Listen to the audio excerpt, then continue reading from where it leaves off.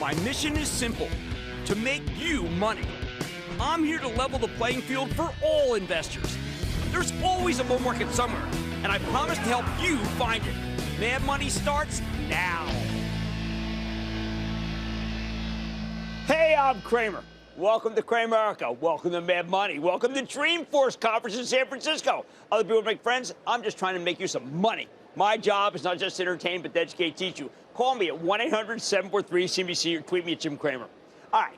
I had to come all the way out here to Dreamforce, the Salesforce Tech Festival, to learn what artificial intelligence is really capable of and what's pure hype.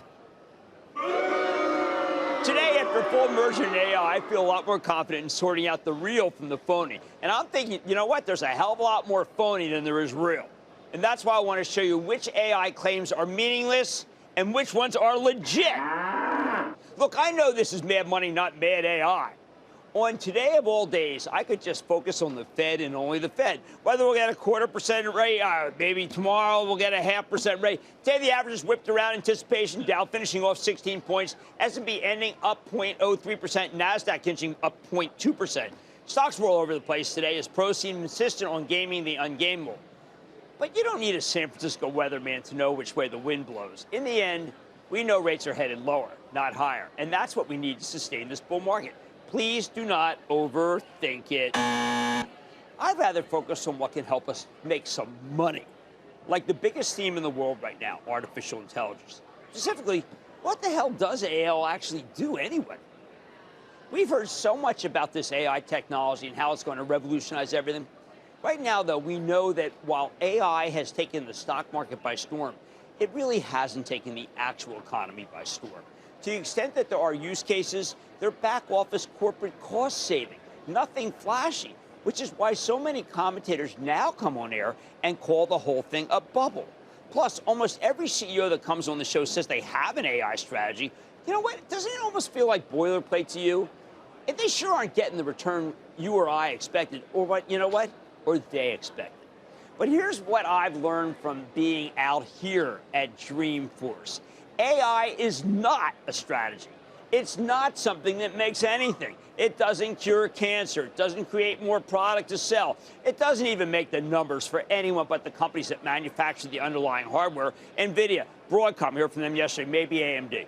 For everyone else, including the hyperscalers, AI is just a necessary expense. A keeping up with the Dow Joneses, so to speak. Kind of pathetic, isn't it? But I found out otherwise today.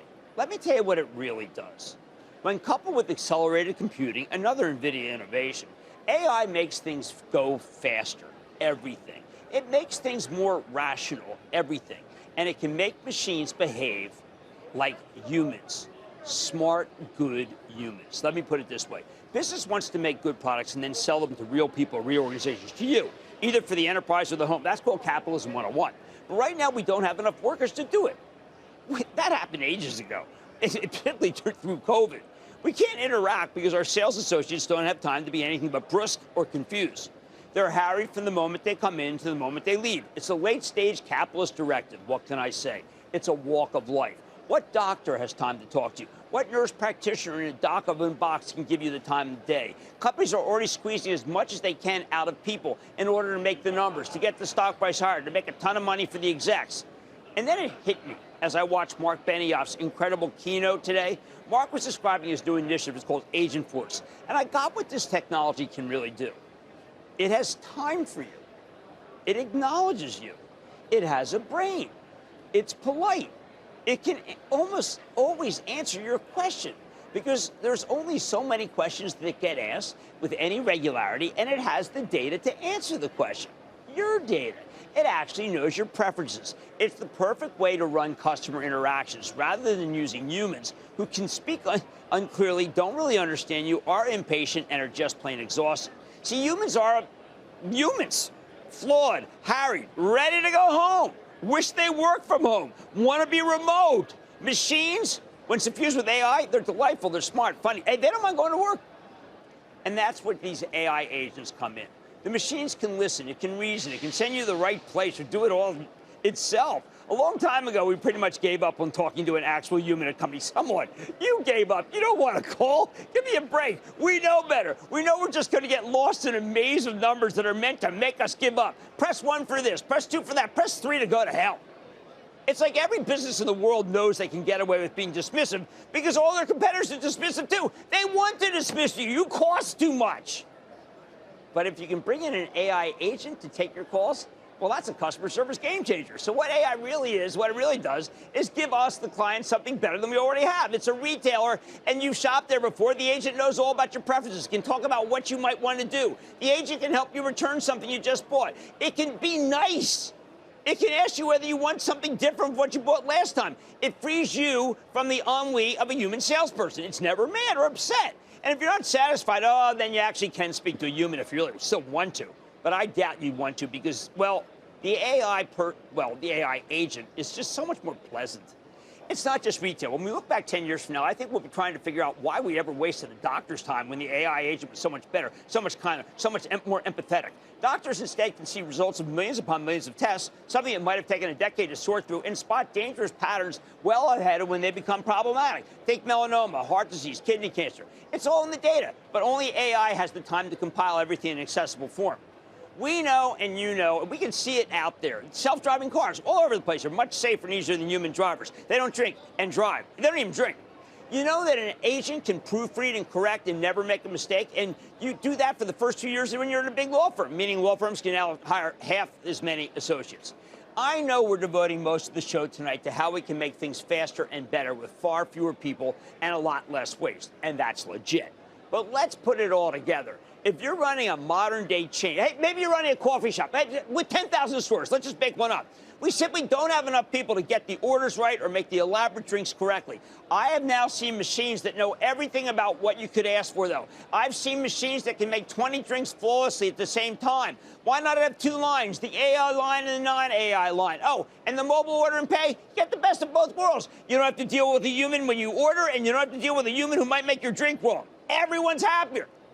Hey, that's a good idea for a major chain that I know. The bottom line, if you give the AI agent, well, agency to do its job as Salesforce can teach you, it will do the job better than we can in the vast majority of cases. And if it's a repetitive task, though, trust me when I say you'd much rather have a polite and friendly AI agent than a harried, angry, harassed human who really doesn't want to deal with you. Yep, turns out what AI's best at is dealing with other people, because they are the ideal of what we used to expect out of a person when we are about to spend a lot of money on something and we just need a little help to do so. Let's take questions. Let's go to Nico in Illinois. Nico. Jimmy Chill, it's been a long time coming, so a big booyah from Chicago. Man, I'm liking that. How can I help you, Nico? Hey, well, first, real quick, I want to say it's been the 9th time I've been invited back on the show, so I want to say thank you to not just yourself, 9th but time, Nicole. you're regular. You're regular. I am. Hey, so at Boeing, like I know at Disney, it takes teamwork to make the dream work. And with that having been said, going into this holiday season, do you think the airlines led by United are set up for a liftoff? Nico, are we traders or what are we, all hedge funds? I've been with you 9 times. You know I'm not a trader. Well, T-R-A-I-T-O-R or T-R-A-D-E-R, like Peacock's got something like that. We want to own stocks that go higher over the long period of time. All right, one of the biggest things I've learned today, turns out that what AI is best at is dealing with other people. Oh, everybody tonight, I'm talking with Salesforce Mark Benioff from right here at Dreamforce, where we'll unpack some of the company's hot off the press headlines that I just discussed. Plus, after they announce a new $60 million high-speed train investment, I'm sitting down with the CEO of Siemens USA to get a read on what's next for the tech company's work in the United States. And later, is Train Technologies, oh my God, another all-time high, on track for more growth? I've got to tell you, I think it sure is. I've got the exclusive with the CEO, so stay with Cramer.